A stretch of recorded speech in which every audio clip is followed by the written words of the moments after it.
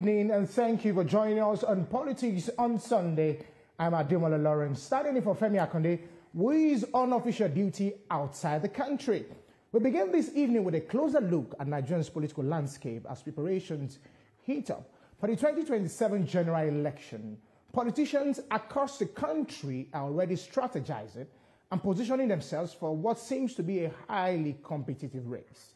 Here in the heart of Abuja and across Nigeria, the air is already buzzing with political activities ahead of the 2027 general elections. Though the polls are still 2 years away, politicians are wasting no time in preparing for the pivotal contest. From grassroots mobilization to party reorganization, the nation's political actors are leaving no stone unturned.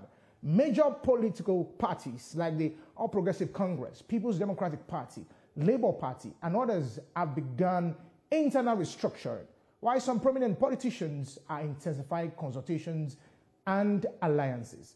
Many aspirants, including the new faces and returning candidates, are actively engaging with stakeholders to solidify their chances. Meanwhile, the Independent National Electoral Commission has reassured Nigerians of its commitment to free, fair, and credible elections.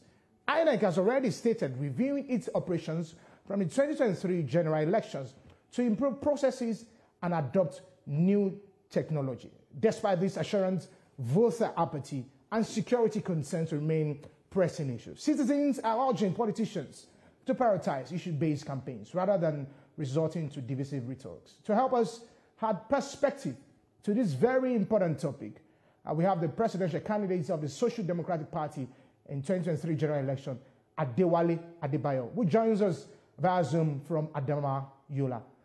Good evening, Mr. Adewole. Thank you very much. How are you doing? Yeah, well, good evening to you. Compliment of the season to you. I wish you the best. Yes. Okay. So let's just go straight into it. It's just by May 2025. It's going to be 2 years into this administration, but it looks as politicians are already doing the permutations, strategizing for 2027. It's looking like they're not even concerned about the governance of how this administration will roll. Do you think that, the 2027 general elections is too close, it's too early for us to start talking about, looking at that we still have 2 years left in this administration? No, it's not too early. It depends on what activity one is engaging. It's a very big country. I'm in Adamawa State. I've been here for a couple of days now, and I've not even scratched the state on the surface. And Adamawa is just one of the 6 states in the northeast. We have northwest, which is larger. We have the north central. Then you have the entire south, southeast, southwest, south-south. So it's a very large country. Infrastructure is not that developed, and there is diversity in the country. So consultation is very important. Hearing people out is very important. And for politics is not the same thing as elections. So on many occasions, you want to engage with your party members. Sometimes you engage with the communities outside your party. Sometimes you need to win people over to your side. And this requires a lot of persuasion. So every community you go to, you need to go to another one, yet another one. So it's part of the process. The government should be governing. Meanwhile, what we are doing does not disturb the government. Sometimes it gives feedback to the government about how people are thinking. Like I just left Newman now to come back to Yola to do this interview with you. And I received a lot of information, which I think the government of the day needs to send people to Adamawa to come and hear what the people are saying. Because I think people are saying that this government is not doing well at all. And we are learning lessons from that. Yeah, you talk about consultations, but it looks like, politicians are just going where they tend to get something. And when I say tend to get something, it's looking like almost every politician wants to be on the side of the ruling party. So you look at the case of what is happening probably in some states, for example, in River State, you know, just some of those states and the cross-carpeting that is going on. And you want to ask yourself, is there a cause for concern why you feel that, you know, politicians cannot be stable and stay on a course, being a viable opposition to the government of the day, holding them accountable? Well, we are on the course. At least it's very hard for you to hear that there are people from the SDP crossing over anywhere. Those who are crossing around, they've been crossing for some time. They are known for that. In politics, everybody has their own mission. And we're not in the business of criticizing other people about their personal choices. The only person I'm qualified to criticize is the person who is in government, making decisions on behalf of the public, spending government money, public money, in public buildings, using public facilities. But any other person who is doing their own politics, I leave it to them. But we will never be one of those who will cross to join the ruling party. We will be, and will remain, those who are governing Nigerians for better governance. We are, as SDP, if you listen to Sheikh Musa Gabam, our chairman, listen to other people in the party, Dr. Agunloye, National Secretary, and many people in our party, our mission is to get a consensus across the country to say we need better governance in this country, and we need governance around Chapter 2 of the Constitution, around the manifesto of the SDP, and we are a little to the left. That's how we have been since our creation in the Third Republic. And what we are trying to do is to maintain a minimum contract with the people. And we are recruiting politicians who are not with us to say, you cannot have a period of every 4 years, you come and oppose somebody. 2015, Jonathan must go. We oppose Jonathan. We oppose Buhari. We now oppose Tinubu. No. You must have a governance consensus about good governance, security, welfare, investment in social investment for the people, balance the economy, strong naira, and low inflation and high employment. So you want to do all of that, and that is what we are going about doing. So we are not limited to those who have grievances against the government of the day, or those who are defecting from party to party. We welcome everyone, provided that you understand that the platform we are building now is a platform that wants to talk about consensus around governance, so that when the election is over, the people can be sure of the minimum dividends of democracy that is guaranteed. Okay, so while we'll come back to the issue of politics, let's just delve into a bit of governance. You have spoken very loudly about some of the policies of this government, and you feel that the government, what the government have on paper is different from what is on the streets of Nigeria. How do you think that government needs to start looking at what the people really want? I remember vividly you talking about the issue of the tax reform. I also remember vividly you talking about how the subsidy and the floating of the naira shouldn't have gone pari passu. Do you think that Nigerians, what do you think Nigerians should be expecting now, going to 2 years of this administration, that they are not saying? It is my prayer, on behalf of the Nigerian people, and for the sake of Nigeria as a republic, that President Tinubu turns a new leaf.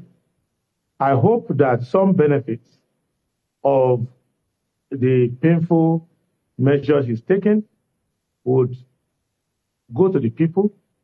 And I hope that he would hear more, that he will not be in a cocoon or a bubble, thinking that by juggling numbers and statistics, he's going to feel that he's helping the economy, that he will actually start to think in terms of how are the people faring, because the welfare of the people is the essence of the economy. So, but we're also hoping that Nigerians will have hope that if the government of President Buhari Tinubu doesn't get it right, that is not the end of hope for Nigeria, and that they can invest their hope and trust in an alternative platform like ours and on alternative programs that we propose. So President Tinubu, I wish him every success in life and every success in his administration. I hope that he would occasionally go out and hear directly from the people. And the idea that Nigerians can wait for as long as it takes for your slow motion program to trickle down to them, I think it might be a big mistake, but I'm not in his party, I'm not his supporter, I'm not in his government. I only wish him well because he's the leader of Nigeria. But if he doesn't take the advice, if he persists the way he's going, and not understanding that people are dying, people are suffering, people are being left behind, and that there are measures he can take, which may not align with his Bretton Woods neoliberal approach to governance in the last 2 years, that may maybe look more like what SDP would do. If he can do those measures now, all right, people will be happy. Okay, all right. Mr. Adewole, we'll come back to you. Just stay on the line. We'll come back to you. We're going to commercial break. When we come back, we're still live on Politics on Sunday. Okay, we're still live on Politics on Sunday, and we're talking about the road to 2027. And of course, I have with me on Zoom in Yola, Adewole Adebayo, who was, of course, the Social Democratic Party presidential candidate at the 2023 general elections. Mr. Adewole, I guess I still have you here. Yes, you're correct. All right. Okay. If you look at after the 2023 general elections, so many parties have gone to court. You have the likes of Labour Party, you have the likes of APGA, you have the likes of Accord, PDP. There's been that crisis in the political space of every political party in Nigeria. And that makes it very difficult for opposition party to be viable in the country. How do you think we need to start navigating all of these issues? Because there needs to be a viable opposition that can checkmate, the ruling party of the day. Well, I think the political parties should learn from the SDP. After we had our primaries in 2022, no one went to court. All those who lost the election to me, lost the primary election to me, worked on my campaign. After the presidential election, we had many grievances with the result of the election, with the process, but we did not go to court against Tinubu or APC or INEC. We decided to learn our lessons, and those areas where INEC didn't do well, we have made advocacy about them. Those areas where we as a party should have expanded our base, work better, strengthen our structure, we're working on that. There is no challenge to the leadership of Shehu Gabam as national chairman. SDP has no case, either at national, zonal, state, or local government level. And we have participated in every governorship election since then. When we first cheated in Kogi, when we won and they robbed us, the candidates and the party branch in Kogi went all the way to the Supreme Court. We did not blackmail or blacklist anyone. And we have been engaging since then. And nobody in the leadership of our party has submitted his CV or resume to President Tinubu that we're looking for anything in his government. Offered, we are not interested. What we are interested is to build our party and to go across the country and unite the people of Nigeria and to see that the problems of the human development indices where we are lagging become part of why we do politics.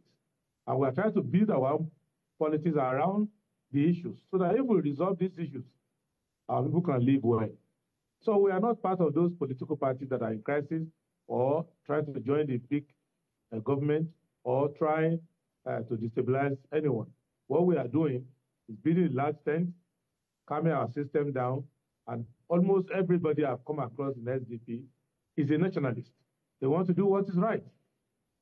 So starting from national chairman to the least person in the party, And that is the spirit.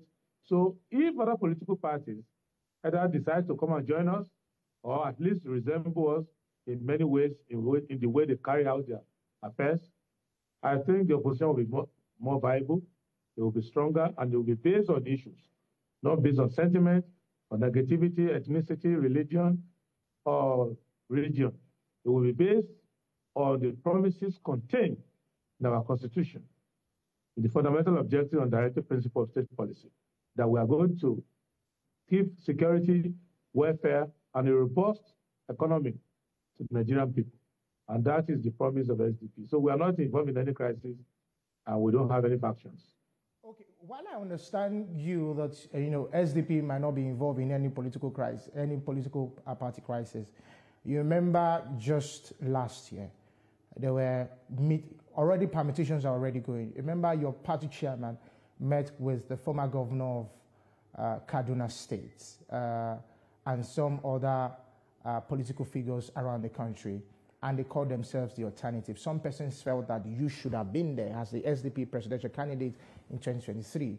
So if, let me look at the two. You don't have political party crisis, but your party chairman is already meeting with some other political figures in the country. Are you worried about that? No, he's doing what we elected him to do. Him to make the party stronger. He's a very young man, but with a lot of political experience. And many of the crises you find in politics today, he predicted them many years before and came to the SDP. So whatever he's doing is reporting back to the party. He is the number one functionary of the party. He's playing his own role. I am playing my own role. The person he went to meet, Governor El-Rufai of Kaduna, is a senior brother to me. He's a national asset. He's one of the few people in political life that you cannot say he's there for himself. And there are other people. So maybe some of the outings, sometimes you go and meet people who are well known to the media, and the media want to make speculation about them. But I just came back from Numa now, and I went to meet political leaders. Some of them are 80 years old. Many of them have been in politics since the First Republic. I went to meet with them. We kept the media outside. So we're talking to people. So it's not the only one who is talking. At lower level, many people are joining the party. So, and I welcome Governor El-Rufai to SDP. If he doesn't want to come early, I will go and make sure he comes. And we need many more people like that to join our party. Because what we want is a large party. You cannot doubt the capacity of El-Rufai. You cannot doubt his ability to work very hard when he wants to work very hard. You may have disagreement with him on many issues, but you cannot say you don't understand him. He's a man who can get a lot of things done. And we need to talk to people like that. So we're talking to other people whom the media may not be interested in. So it's not a personal agenda of national chairman. It's a mission, and he reports back regularly to the party. And we are also consulting with other people who don't want to be in the media. And we are consulting with ordinary Nigerians, because it is not El-Rufai that is going to save SDP or save the country. It is the people of Nigeria. And many people have been in the north now for a few days. People are listening to El-Rufai. People are listening to other people. And there are so many people who are even in the ruling party who say, why are you neglecting us? We want to talk to you as well. Because if anybody loves Nigeria, he needs to know that coming together to get our politics right is the right thing for us to do now. So the SDP is not anti-Tinubu. SDP is anti-underdevelopment, anti-poverty, anti-insecurity, anti-devalued currency, anti-lack of transparency and wastefulness. We're anti-unemployment. And Tinubu just happens to produce a lot of those things now. And so sometimes when we talk about it, it will look like, oh, we are against the president. But we'll be talking about this thing for a long time. Even under President Buhari, even under President Jonathan. Yes, so we are consistent about you said You said the SDP is not anti-Tinubu, but you are tired of the policy. How do you differentiate the man from the policy that he's making? It's because the policies outdated Tinubu. We started this journey from SAP, and we developed our currency, we did so many other things, and we went, when PDP was in government, they did a lot of good things, but there are some things they did that I didn't agree with, in terms of how they did not give industrial capacity to the country. Even many of the enterprises that they privatized did not start to function well, and we are leaving a lot of people behind. Our textile industry is gone. Our petroleum industry is just about to start rebooting now after 2 decades of doldrum. Our agriculture is not working. So it doesn't matter that President Tinubu is there now. Whoever is there now, our criticism will be the same. But many people are disappointed that President Tinubu, whom they thought would be able to do very good work, has not managed to show that. But I'm not disappointed. That was why I opposed him. That's why I ran against him last time. And that's why I'm going to run against him now if the opportunity comes my way. The issue is that speaking against traffic jam doesn't mean you hate drivers.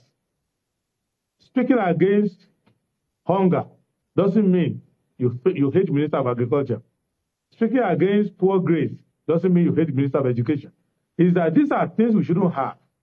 I don't like epileptic power supply, but it doesn't mean I hate the minister in charge of power. It's just that these are not good things to have.